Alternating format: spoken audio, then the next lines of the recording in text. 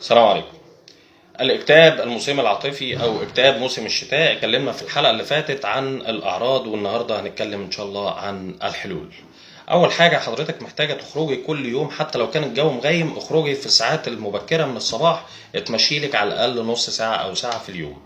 ارجعي اعملي كل الانشطة بتاعتك اليومية اللي كنت بتعمليها، سواء انت بتشتغلي او ربة منزل بتعملي طلبات بيتك او بتعملي الاكلة اللذيذة اللي جوزك بيحبها عشان ما يجيش ينكد عليكي. الحاجة التانية ان انت لازم تمارسي رياضة 3 مرات على الاقل في الاسبوع، على الاقل كل مرة هتكون نص ساعة. اخرجي مع اصحابك، اتفرجي على تلفزيون، طبطبي على نفسك، طمني روحك، الا بذكر الله تطمئن القلوب، اقري شوية قرآن، توقعي الخير وتفائلوا بالخير تجدوه. فاحنا عندنا من اعراض الاكتئاب الموسمي ان احنا دايما خايفين من اللاشيء، فده حاجة بتمغص علينا حياتنا. لازم حضرتك تنامي على الأقل 8 ساعات يوميا، نامي بدري واصحي بدري، نظمي وقتك، هتلاقي الدنيا معاكي أحسن. لو حسيتي بأي أعراض من ديت ومش عارفة الحل ومش عارفة تعملي إيه، تابعينا على الصفحة وإن شاء الله مع بعض هنقدر نحل كل شيء.